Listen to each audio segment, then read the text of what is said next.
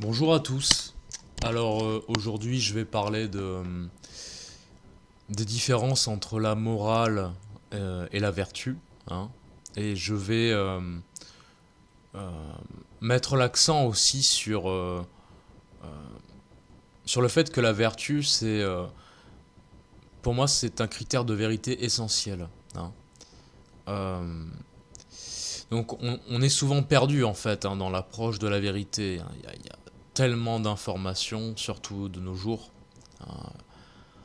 Avant, je veux dire, les anciens, leur, leurs moyens de connaissance étaient très limités, ou en tout cas étaient limités à leur environnement proche, à la simplicité de leur vie, ce qui est sans doute d'ailleurs, enfin c'est même pas sans doute, ce qui est le moyen d'approcher le plus de la réalité, hein, du réel au sens métaphysique du terme, parce qu'il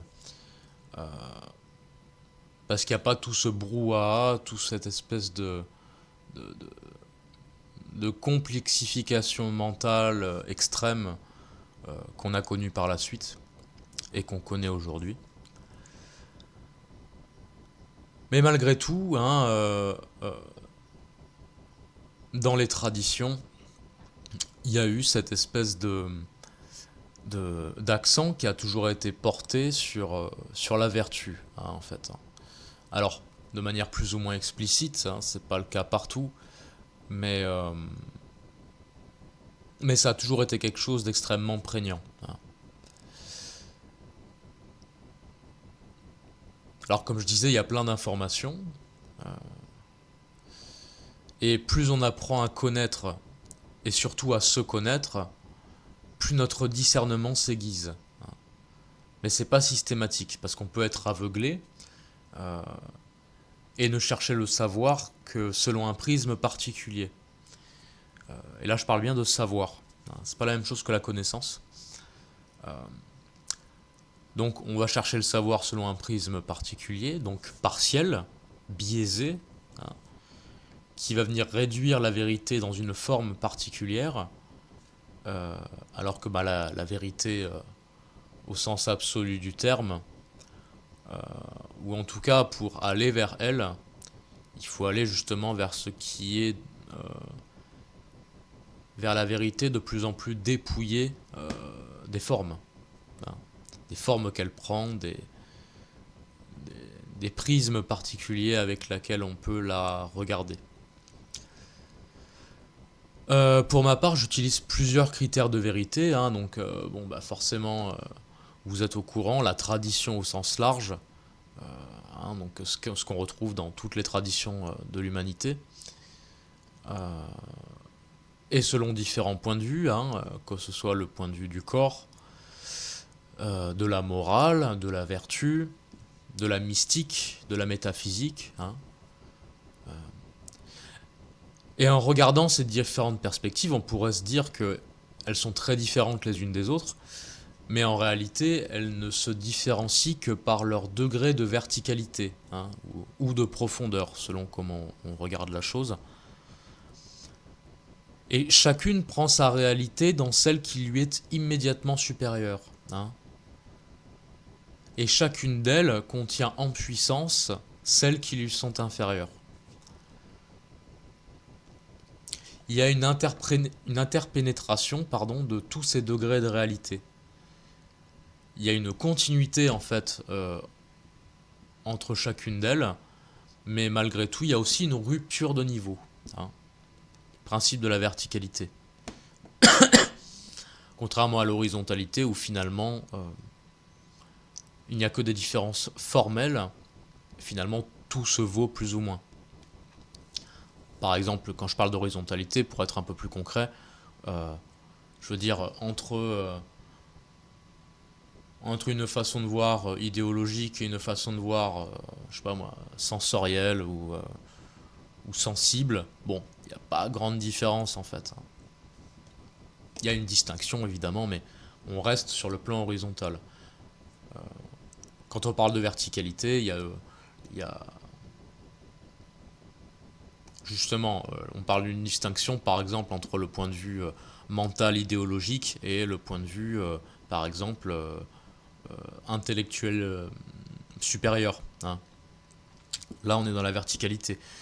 C'est aussi passer du sentiment, du sentimentalisme à quelque chose de plus de l'ordre du mystique, du cœur, hein. Là aussi, il y a le- l'un contient une trace de celui qui lui est supérieur, mais il y a une rupture de niveau net entre les deux, hein. Il y a une différence de profondeur, hein. L'un est superficiel, l'autre est profond. L'un est extérieur, l'autre est intérieur.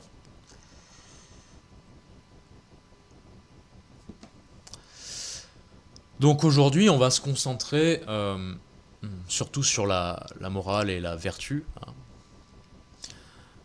Donc pour moi, la vertu, c'est un critère intermédiaire pour cheminer vers la vérité. C'est-à-dire, alors c'est un critère fondamental, cela dit, hein, intermédiaire, mais fondamental quand même.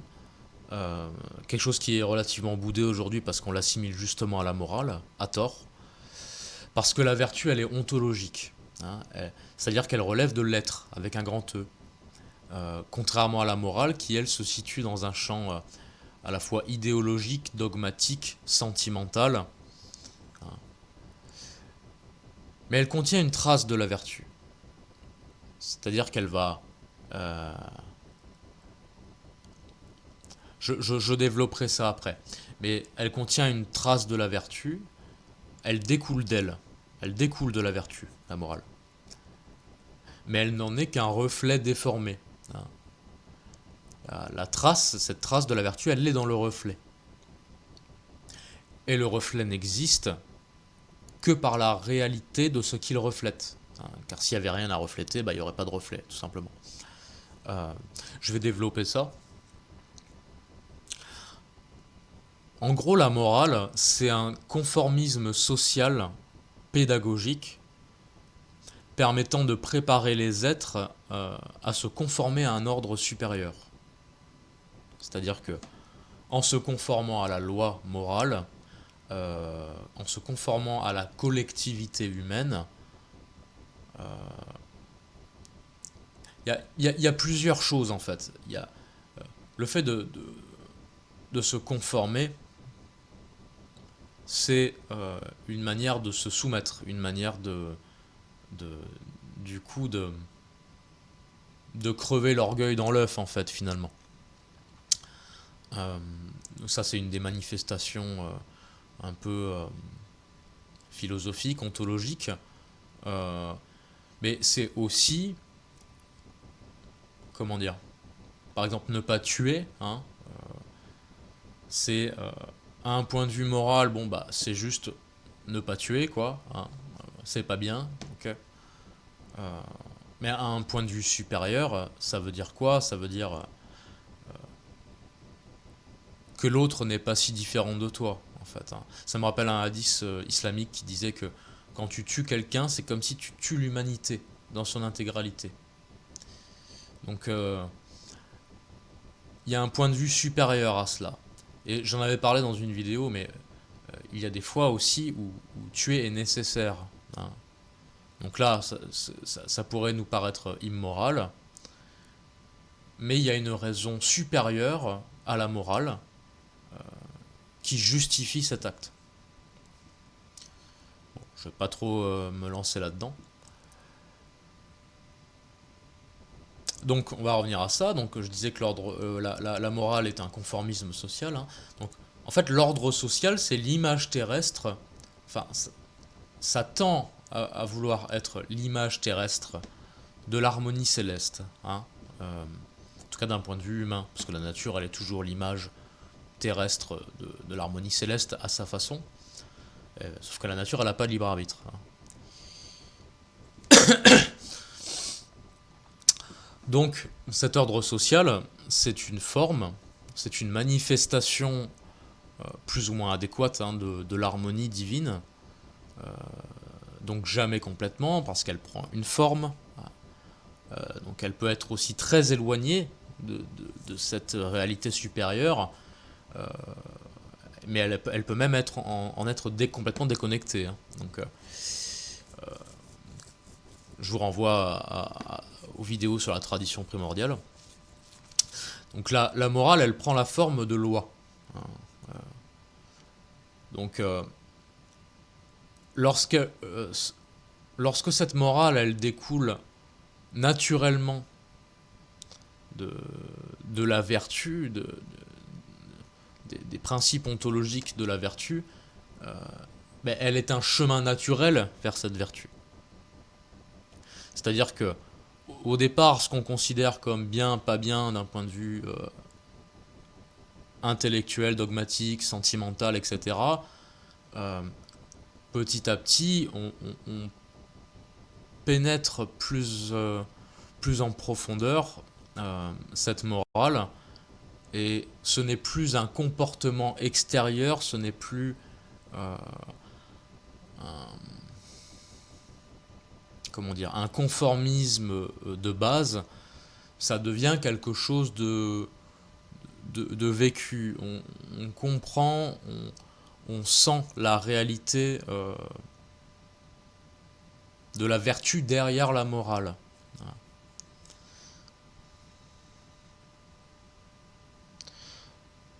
Donc je disais, quand elle est comme ça, quand la morale est alignée à son principe qu'est la vertu, elle n'a pas besoin d'être écrite, car elle découle du sens commun d'un peuple, hein, qui est animé par une tradition encore spirituellement vivante, hein. Donc la morale est tout à fait naturelle et découle simplement de l'état à la fois individuel et collectif de la civilisation. Donc à ce stade-là, il n'y a pas besoin de répression, d'une civilisation punitive, vous voyez, de rigoriste, etc., quoi. Donc lorsqu'elle commence à être écrite, hein, la loi morale, c'est qu'il y a un oubli du principe. Il y a un désalignement du peuple, hein, en général, avec l'ordre supérieur. Une dissonance, hein, entre l'état psychique de l'individu et le principe supérieur qui l'animait à la base. Donc c'est le problème de la morale, c'est-à-dire que, et non seulement collectivement, mais aussi individuellement. Parce qu'une morale sans lien à la vertu, elle est creuse en fait, hein. Le principe qui l'a vivifié, qui lui donnait sa réalité, et son opérativité, c'est important. Parce que la morale est opérative aussi. Alors, à un point de vue assez superficiel au départ, mais c'est la forme, c'est la structure. Lorsqu'elle est alignée à son principe, c'est une structure qui est adaptée, qui justement va former l'individu afin qu'il puisse recevoir les influx spirituels, hein. Mais lorsqu'il n'y a plus cet influx spirituel pour donner une structure viable, ben, en fait la structure, alors on va former les individus, on va les structurer de cette manière-là, mais comme je vous disais, la trace, hein, de la vertu n'est plus dans cette structure. Il n'y a plus l'influx. Ce qui fait que bah, en fait, c'est comme un réceptacle vide, assoiffé, livré à lui-même, et ben, qui va se raccrocher à quoi? À la seule chose qu'il possède désormais, à la seule chose qu'il est, c'est-à-dire une structure. Un être extérieur, moraliste, etc. Donc ça va donner une sorte de rigidité, hein, propre au cadavre, ou à l'extrême vieillesse aussi, hein. Et les gens âgés, bon, en général, ils sont pas hyper fluides, hyper vifs, très souples. En général, ils sont plutôt rigides, tassés, Enfin voilà quoi, vous voyez le principe. Donc on peut faire une correspondance avec l'âme, hein, c'est que les mouvements de cette âme, eh ben, ils sont moins souples. Euh, du coup, avec cette rigidité, cette volonté de survivre, de se raccrocher à cette structure non vivifiée, bah, pour la faire vivre, justement, bah, il peut faire preuve d'une violence aveugle, hein, pour la survie de sa psyché désormais étriquée, parce que elle est pleine de morale vidée de son essence. Et une morale vidée de son essence est la proie de ce qu'il y a de plus inférieur dans l'être humain, hein, du subconscient, ce qui est en dessous du conscient. Donc à ce stade-là, bah, il fera respecter la loi, la lettre, par tous les moyens possibles en fait. Hein.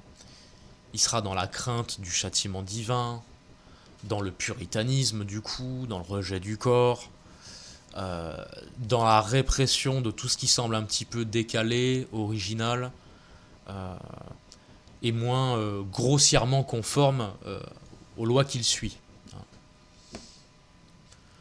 Donc au lieu, comme ça pouvait être le cas dans une civilisation plus alignée, dans un stade civilisationnel plus aligné, bah, voilà, au lieu de vouloir pardonner par exemple et d'encourager au bien, et ben là il voudra plutôt haïr le mal. Hein. Au lieu de louer Dieu, il va, euh, il va voir Satan partout. Vous voyez? La différence de perspective est intéressante. Euh,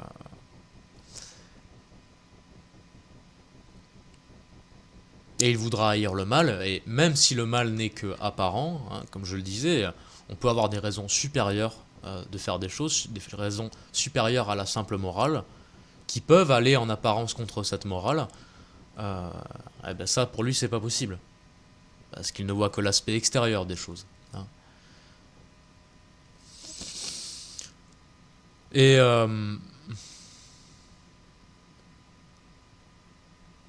donc je disais, hein, au lieu d'encourager au bien, de vouloir aller vers le pardon, parce que c'est pas forcément un état atteignable par tout le monde, mais je veux dire, on se rend compte que c'est supérieur, hein, au fait de punir, de détester, etc. Il n'y a qu'à voir en nous-mêmes. Qu'est-ce qui, qu'est-ce qui nous fait le plus de bien? Qu'est-ce qui nous libère? Qu'est-ce qui est plus salvateur? La haine ou l'amour en fait? Et comme il est dit dans le Coran notamment, hein, à de très nombreuses reprises pour le coup, c'est que la miséricorde de Dieu dépasse infiniment sa colère. Hein. Donc là, dans le langage d'Antoine Fabre d'Olivet, ce serait la providence est supérieure au destin, hein, à la fatalité. Et tout ça, ça semble avoir été nettement oublié aujourd'hui. Hein. Petit tacle aux musulmans, hein, pour qui j'ai de la sympathie, mais bon, voilà, faut renouer avec cette réalité. Mais bon, je dis ça, mais ça se fera pas. Euh, donc je disais, hein, en fait, il y a une hiérarchie des états ontologiques aussi. Une hiérarchie des états de l'être avec un grand E. Hein, le bien, la bonté, elle est supérieure à la colère et à la violence. Ça ne veut pas dire pour autant qu'on ne peut pas être en colère et en violence. Hein. Enfin, c'est nécessaire aussi. Mais c'est jamais un état qui sera supérieur au bien et à la bonté. Mais des fois, ce sont des états qui sont préférables pour certaines raisons, parce que les autres ne sont pas, comment dire, ne sont pas assez opératifs, hein, tout simplement. En fait, ce qui est négatif, hein, c'est toujours un manque de. C'est un privatif. D'où les termes, par exemple, intolérance, qui signifie un manque de tolérance. Euh, L'orgueil, c'est un manque d'humilité. La laideur, c'est un manque de beauté. Le mal, un manque de bien. Comme l'ignorance, hein, qui est souvent assimilée aux ténèbres, c'est une absence de lumière, hein, c'est une absence de connaissance. Il y a plein d'exemples comme ça en fait. Donc on est plus ou moins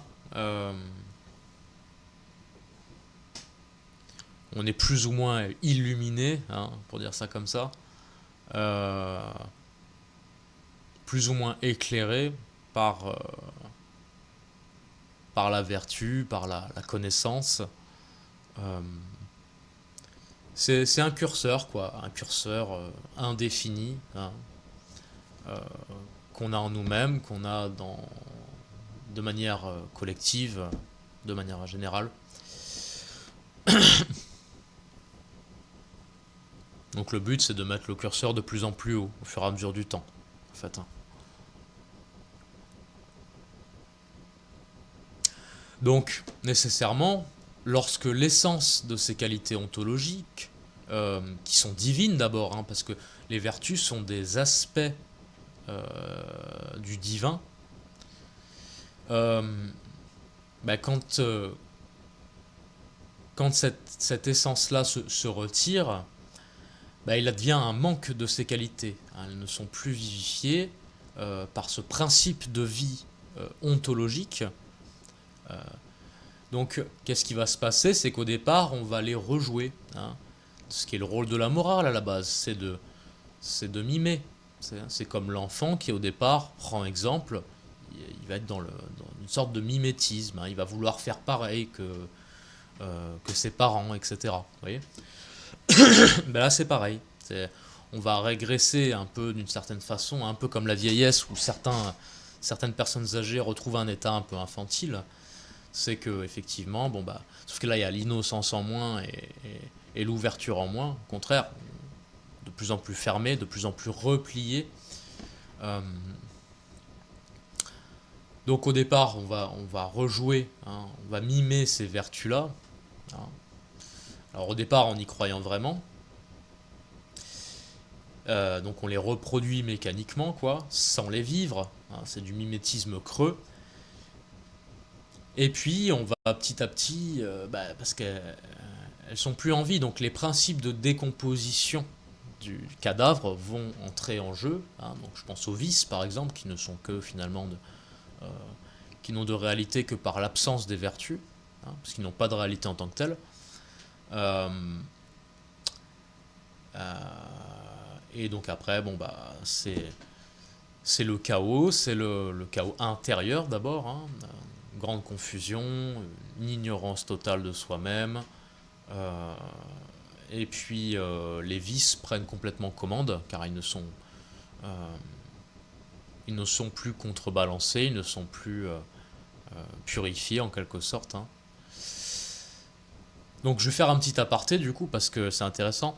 Euh, c'est là qu'on voit que le dualisme radical, hein, qui tend à faire du bien et du mal deux entités égales et opposées, hein, et séparées, bah en fait, ce dualisme radical, il ne peut apparaître que dans une étape civilisationnelle de chute,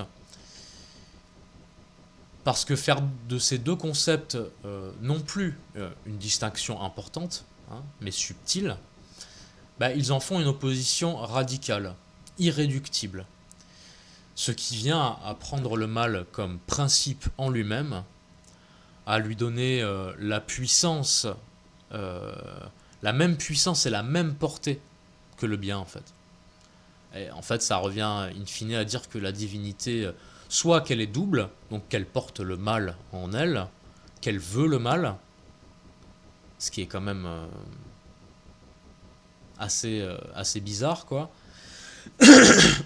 Ou alors, au contraire, si elle n'est que le bien, en fait, si le mal est un principe à part entière, ça veut dire qu'elle n'est pas infinie, elle n'est pas omnipotente, et que le principe maléfique échappe à son pouvoir, en fait, hein. Donc dans le dualisme radical, on en vient carrément à faire du mal et du principe satanique un dieu, quoi. C'est là tout le paradoxe, c'est qu'ils pensent hein, œuvrer pour Dieu, mais ils font de Satan un dieu. Et sans le savoir, c'est à lui qu'ils se soumettent en quelque sorte, quoi.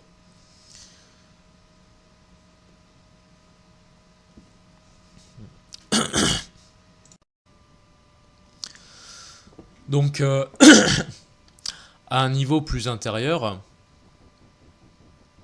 on peut distinguer ce qui en nous relève plutôt de la morale, dans le sens le plus extérieur du terme, hein, et ce qui relève de la vertu.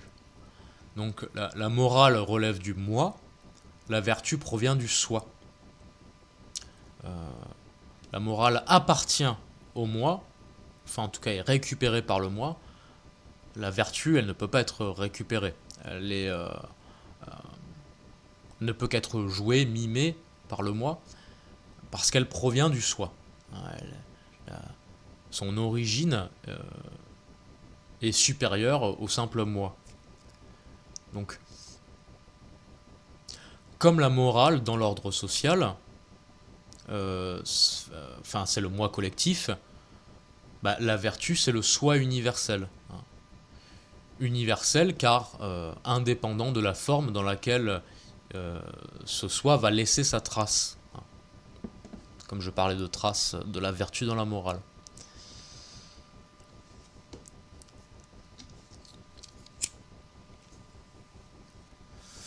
Donc la morale, si elle n'est pas communiquée avec un minimum de subtilité et de nuance, comme c'est le cas au stade rigoriste d'une tradition, rigoureux, répressif, etc., et ben elle va induire du coup beaucoup de contrôle chez l'individu.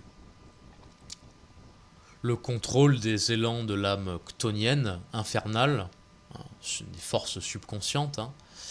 En fait, la vertu, elle maîtrise, alors que la morale, elle contrôle. Ou disons plutôt que la maîtrise, c'est un stade intermédiaire. C'est un stade intermédiaire, c'est-à-dire que il y a, effectivement, il y a quelque chose de vivifiant qui vivifie le moi et qui va le maîtriser. Parce que quand on est complètement dans la vertu, il n'y a plus besoin de maîtrise. La vertu vient nullifier le vice, et tout ça en fait. Ça, comme la lumière, s'il n'y a plus d'obstacle à la lumière, il n'y a plus d'ombre.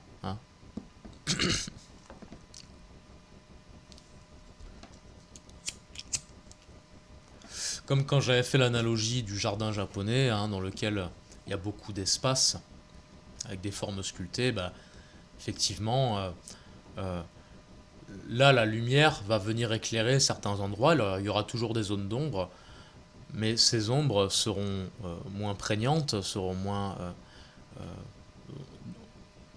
et justement, l'individu pourra d'autant mieux les maîtriser, et non pas les contrôler.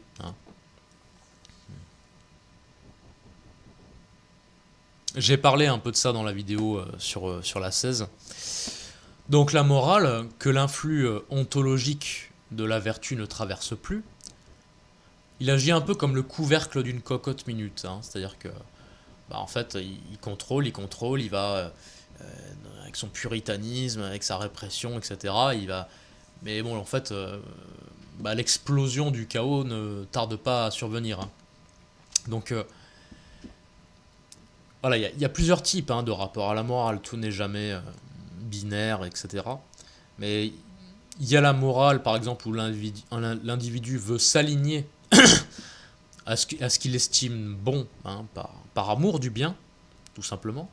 Je pense que c'est le degré de morale sans doute le plus élevé. Dès qu'il y a amour du bien, de toute façon, c'est qu'il y a une vertu.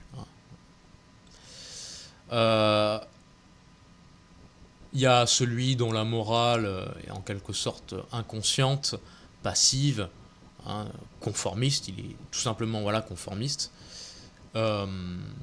Après, il y a la morale ostentatoire.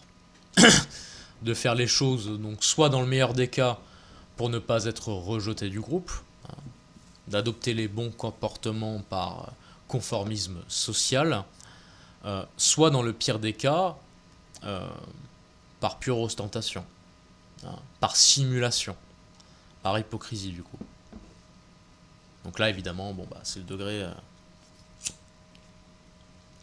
le plus bas. Et vaut mieux quelqu'un qui est ouvertement, euh, comment dire, immoral, que quelqu'un qui joue la moralité. C'est atroce, hein. Euh, donc dans la morale, en fait, on est dans le combat intérieur. Alors, pas que dans la morale, parce que finalement, un combat... euh, disons que dans la morale, il est principalement frontal. Il est frontal, il est musclé. euh, hein, il est... donc on peut avoir une partie de notre vie qui soit dans ce combat musclé, une autre partie qui est justement dans une façon de combattre beaucoup plus détournée, hein, c'est-à-dire agir là-dessus pour éviter que ça soit trop, ça prenne trop de place ou que ou qu'on y soit soumis, qu'on subisse son influence. Euh, Ça peut être tout simplement utiliser ça, le détourner, hein, dans un but plus élevé. Donc là, on est dans une façon de combattre beaucoup plus stratégique, beaucoup plus façon tai chi, quoi, vous voyez. Euh, Beaucoup plus de souplesse, en fait, hein. Donc on n'est pas forcément tout entier dans une catégorie, tout le temps dans le contrôle, c'est horrible. Euh, ou alors dans la souplesse extrême, etc. Mais on peut vivre à différents niveaux en nous-mêmes ces différentes choses, hein. Mais c'est même la grande majorité des cas.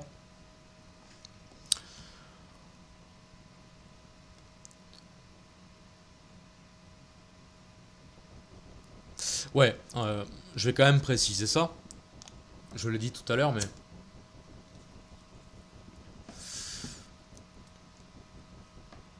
il n'y a pas une équivalence, hein, effectivement, entre la vertu et la morale, parce que la, la vertu, elle ne nous appartient pas, hein. Je- on ne la possède pas, la vertu. On la laisse, ou pas, hein, selon notre configuration interne, passer dans telle ou telle mesure, dans telle ou telle intensité. Euh, donc voilà, je le disais tout à l'heure, la vertu c'est comme un rayon lumineux qui dissipe les ténèbres. Elle nullifie tout simplement ce qui nous apparaissait avant comme une réalité tangible et à combattre frontalement.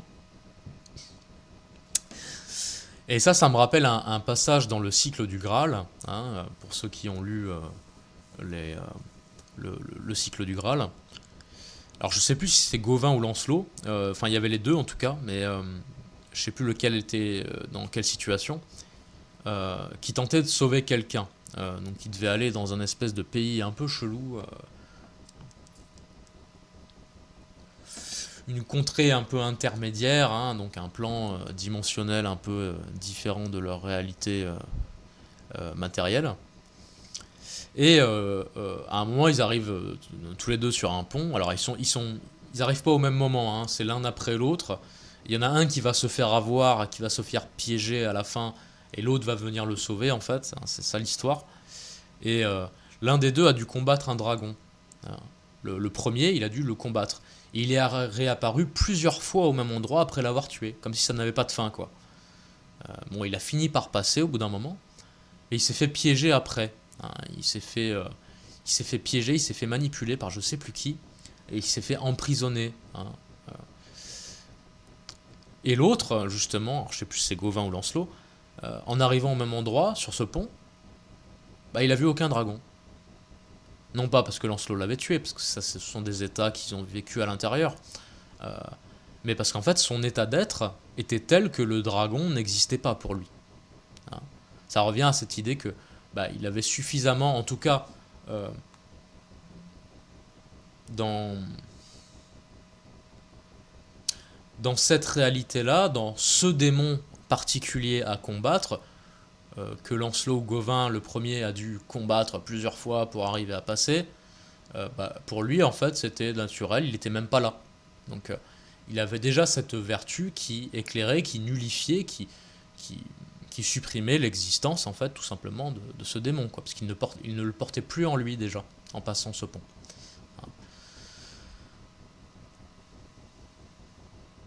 Donc ouais, le mal qui nous appartient, en fonction de là où l'on en est, peut être parfois à combattre, donc à contrôler d'une certaine manière. Des fois c'est nécessaire, on ne peut pas faire autrement.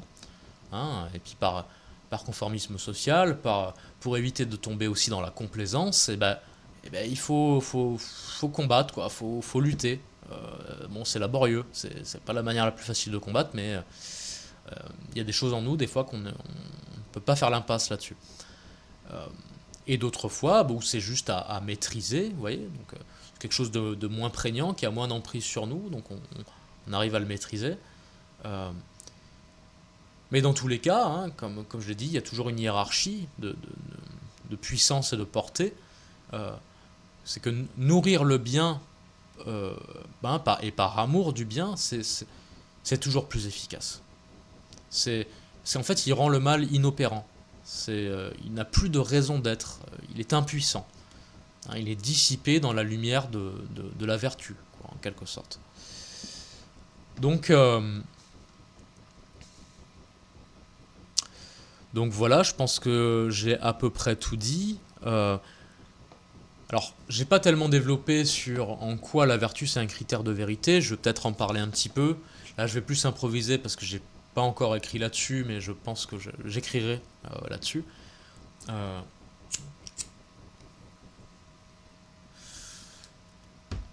c'est que bon je pense que ça peut paraître assez évident avec tout ce que j'ai dit là. C'est-à-dire qu'effectivement, on peut voir en nous-mêmes ce qui nous amène vers la vertu, hein.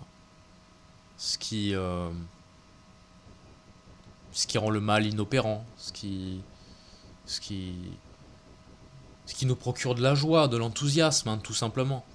Euh, et une joie, un enthousiasme sain, pas à ne pas confondre avec du plaisir éphémère, de consommation, etc., hein. Même si, on est là où on en est, et c'est nécessaire aussi, hein. On peut pas. La joie n'est pas nécessairement dans l'austérité extrême, quoi. Ou alors comme toujours, une toute petite élite d'individus qui ont retrouvé le monde entier en eux-mêmes, quoi. Mais globalement, voilà, qu'est-ce qui peut être mis en place dans votre vie pour vous procurer justement des instants de grâce comme ça, des- une vraie joie, un vrai enthousiasme, hein, de la bonté, du rayonnement. Vous voyez, c'est quand vous vivez ça, vous savez que d'une manière ou d'une autre, vous êtes bien plus dans la vérité que quand vous êtes là à ruminer, à vous bouffer. Voilà, c'est assez simple, hein, finalement, mais bon, ça va plus loin que tout ça. Ça va plus loin que les aspects de ce que vous ressentez. Ça, c'est un premier critère. Mais au-delà de ça, euh, qu'est-ce qui en vous provoque de l'humilité? Euh, Ou au contraire, hein, même dans la connaissance, qu'est-ce qui va faire que vous êtes orgueilleux, arrogant? Vous voyez? Moi, je dis ça, je suis pas là pour donner des leçons de morale, hein. Je suis très loin d'être humble. Enfin bref, je vais pas parler de moi. Mais c'est un chemin, hein. Euh, mais voilà, c'est important. Moi, je me suis rendu compte à travers de mon expérience qu'effectivement, euh, juste aimer le bien euh, me faisait cheminer vers lui. Alors que vouloir l'atteindre, vouloir l'incarner, me conduisait toujours à finalement ce truc très extérieur de, de contrôle, de vouloir presque forcer des comportements, alors qu'en fait c'est absolument pas ça. Bon, je parle de ça, c'était il y a longtemps maintenant, mais euh, peut-être que vous vous reconnaîtrez aussi là-dedans. Euh, mais comme je le dis, des fois il y a besoin de contrôler. Euh, le tout c'est d'avoir conscience que on est dans l'extériorité, on est dans le contrôle et savoir exactement où on en est, hein, être sincère avec soi-même. C'est la base, hein. Donc voilà, et on se raconte beaucoup de choses, hein. Voilà, je pense que j'ai dit l'essentiel. Voilà, donc bon bah merci d'avoir suivi jusqu'au bout et puis je vous dis à bientôt pour une prochaine vidéo.